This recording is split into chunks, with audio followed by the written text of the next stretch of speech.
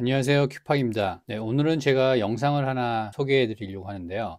이 영상은 Trigonometry라는 채널에 있는 영상인데, 이 Trigonometry는 바로 이 사람 컨스탄틴 키슨이라는 러시아계 영구 코미디언, 전직 코미디언이었습니다. 이 사람이 몇 년 전부터 서양의 좌익주의와 싸우는 그런 보수 우파 인플루언서가 됐는데, 그래서 이 사람의 채널에 올라온 영상을 하나 소개해 드리려고 하는데, 일단 채널은 지금 현재 100만 구독자가 있고, 여기에 보면은 많은 사람들과 인터뷰를 하는 유튜브 채널입니다. 자, 이 사람이 바로 이 영상인데, 빌 애크맨이라는 사람하고 인터뷰했던 비디오 클립을 하나 보여드릴 건데, 이 빌 애크맨에 대해서 설명을 좀 드리자면, 이 사람은 현재 퍼싱 스퀘어 캐피털이란 헤지 펀드의 CEO입니다. 그리고 이 사람이 작년과 올해에 걸쳐서 이제 많이 정치 문제로 많이 유명해졌는데, 그 시작이 언제였냐면, 이 사람은 하버드를 나온 사람입니다. 하버드하고 그 다음에 하버드 비즈니스 스쿨까지 MBA까지 한 사람인데, 작년에 무슨 일이 있었냐면,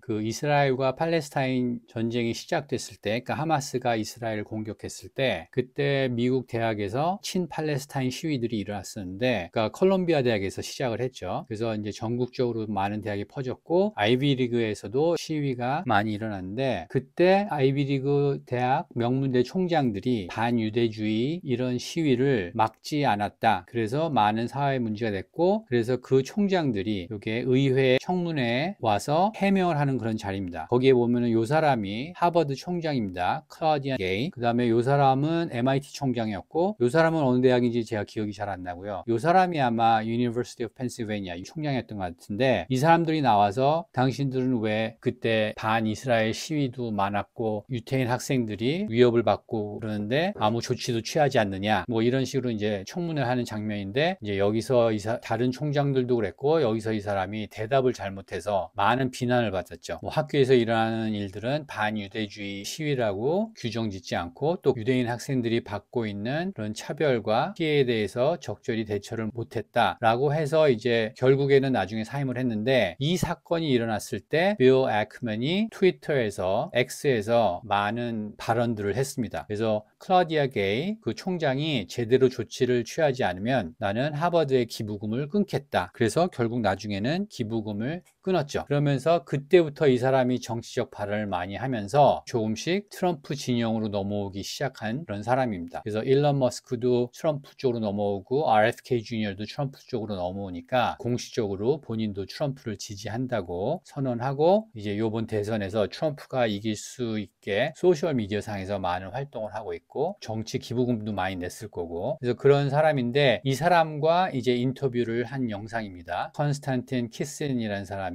인터뷰를 한 내용인데, 그 안에 왜 트럼프를 지지하고 트럼프가 왜 미국의 좋은 대통령이 될 수 있는지에 대한 설명을 하는 부분입니다. 그걸 번역을 했으니까 한번 보시겠습니다. Who is the Vice President Harris team? Right on Trump's side, we have Trump, we have Musk, we have RFK, we have Tulsi Gabbard, we have Vivek Ramaswamy. These are actually very, very capable people that have kind of joined the team. And once he actually wins, I think that a lot more very capable people are going to sign up. And I think if you look at the issues that they're focused on, Musk is focused on everything from regulation to government efficiency to waste and cutting costs, and he's obviously pretty good at that. He let go 80% of X, and it's a much more highly functioning, better product today. Kennedy's going to focus on, corruption, pharma, making America's healthy. These are, I think, critical issues for the country. By the way, part of the reason why our budget's out of balance is we have such an unhealthy populace. Mm-hmm. We spend an absolute fortune, as you know, on healthcare, and we have the worst health outcomes of any, major country in the world. If we can change that, that alone, we're going to save enormous amounts of money. Compounding is one of the most powerful forces in the world, and that if we can actually change the growth trajectory of the United States, instead of growing at these very low single-digit growth, 2% or 2.5%, which is kind of what we've achieved in the last number of decades, and we can take that to 3.5%, 4%. The implications for the poor, for meeting our obligations, for scientific advancement, for national defense, for a safer world, are very, very powerful. And it sounds like such a small difference, but with the passage of time, that's one of the powerful forces that you learn about when you're in my industry. So I'm excited about a Trump-Musk administration, and I credit Trump. I think the other point I would make here, and I do think this is a really important election, is that strong leaders are not afraid to bring on talented people and work alongside them. J.D. Vance is an extremely intelligent, articulate debater. Compare Tim Walz in terms of, I would say, mental acuity, talent, life achievement versus J.D. Vance. So I think that speaks to what the leadership team will look like in the Trump administration. There are two ways to resolve debt. One way is to cut expenses. Yeah. Another way is to grow revenues. But ultimately, you need to grow the value of the asset. And so the Trump approach is, I'm going to accelerate the growth of the country. And the way I'm going to do that is, one, I'm going to eliminate a lot of regulations that are holding back, that make no sense and are actually holding back economic progress. And if you think about how long it takes to build a bridge in the United States, or build a building, or even build a home, and the nature of the approvals you have to get, and the number of government agencies, you look at the Biden administration, right? The $42 billion for rural internet access, and no one's been connected, and it's been years, right? $7 or $8 billion for a dozen charging stations. So the government is notoriously inefficient, and then you have all of the regulatory. So when was the last time we heard about a presidential candidate talking about cutting waste in government? So having a Department of Government efficiency, I think, makes tremendous sense. So and among that, reduce the cost of energy, which is embedded in the cost of everything. And we grow our way, and we improve our efficiency way out of the problem. And that's how we do it. And the United States kind of unleashed. Right, this is still the most entrepreneurial nation in the world. Yes. AI is this incredibly powerful technology that is going to be transformative. And I think that's how we're going to solve the problem. We solve it with growth and efficiency. And imagine how much more gets done, how many more people get employed, how much wages ultimately go up. It's easier to get things done, because there are a lot of people who want to build things, want to build houses, want to start companies, want to grow their businesses that are being held back by the way that our very inefficient government oversees the country. You say no one likes waste, and I think I know what you mean. I would argue that the people who benefit from all of this bureaucracy and corruption and, we started talking about DEI. I mean, DEI in government is a huge industry, and none of those people want to cut waste because that's their salary. I hear you, but I don't think there's a lot of sympathy for people who are benefiting by waste. There's a book, I think it's called Bullshit Jobs. I think we have a lot of bullshit jobs, unfortunately, in government, and I think we need to eliminate them.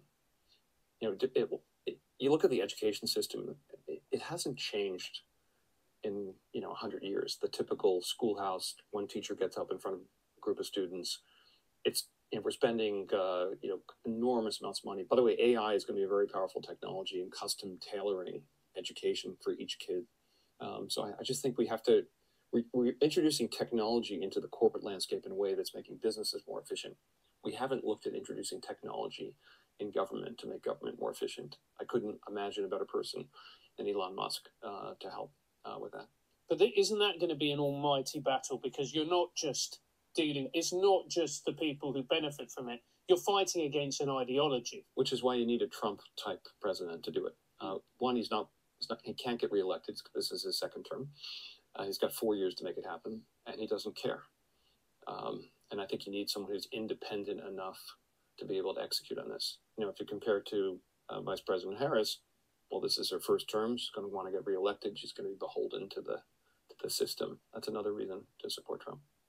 네, 잘 보셨죠? 이 사람의 논리가 일리가 있나요? 이 사람이 여기서 한 말 중에 제가 좀 인상 깊었던 거는, 이 사람은 해리스와 트럼프 팀을 비교했습니다. 그래서 트럼프 팀에 이런 사람들이 있고 이런 능력 있는 사람들이 미국을 다시 일으켜 세우는데 큰 일을 할 거고, 특히 비대해진 정부를 줄이는데 일론 머스크 같은 사람이 최고로 적임자다, 뭐 이런 말 하는데, 이 말이 이 사람만 하는 말이 아니고, 제가 올렸던 첫 번째 영상, 나라면 트럼프를 뽑겠다 뽑겠다라는 영상을 보시면 여기 조던 피터슨이 이 사람은 캐나다 사람인데 자기가 미국에서 투표를 할 수 있다면 트럼프를 찍겠다라고 말을 했습니다. 그 이유 중에 하나가 트럼프의 과거에 4년 동안의 임기를 보면 앞으로 어떻게 될지 예측할 수가 있고 해리스는 그런 게 없고 또 하나가 바로 이겁니다. 조던 피터슨도 똑같이 머스크, 텔시 게버트, 비벡 라마스와미, 로버트 F 케네디 이런 사람들을 트럼프가 모았다는 거예요. 보통 트럼프가 나르시시스트고 자기만 안다라고 사람들이 평가하는데 만약 그렇다면 자신이 받을 스포트라이트를 왜 그들과 함께 나눌까? 이런 뛰어난 인물들을 왜 자기 팀으로 모을까? 진짜 나르시시스트들은 주위에 이런 뛰어난 인물을 두지 않는다는 겁니다. 그 말을 여기서 빌 애크맨도 하는 거죠. 이렇게 뛰어난 사람들,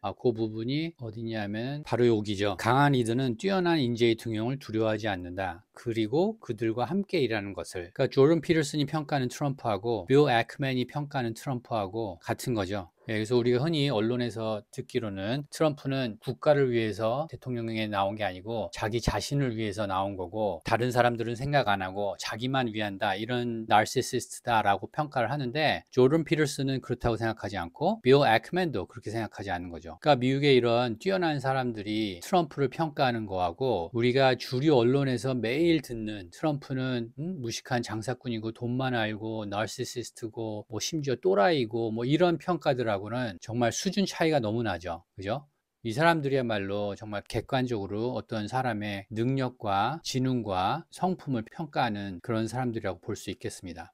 네, 그래서 여러분들께서 늘 언론에서 듣는 그런 트럼프에 대한 평가 말고 정말 객관적이고 논리적인, 그러니까 근거에 바탕을 둔 그런 평가를 듣고 싶으시면 오늘 보여드린 영상하고 그 다음에 제 첫 번째 영상, 나라면 트럼프를 뽑겠다. 조던 피터슨이 왜 트럼프를 지지하는지 아주 자세하게 트럼프에 대한 분석을 했습니다. 이 영상을 꼭 보시기 바랍니다. 그러면 그동안 언론을 통해서 갖게 됐던 트럼프에 대한 이미지가 많이 바뀌실 거라고 저는 생각합니다. 네, 바로 이 첫 번째 영상 여기 보시면은 자세히 나왔으니까 그거 꼭 보시고요. 오늘도 미국과 미국 대선에 관해 생각을 하게 하는 내용이었다면 좋아요, 구독 꼭 부탁드립니다.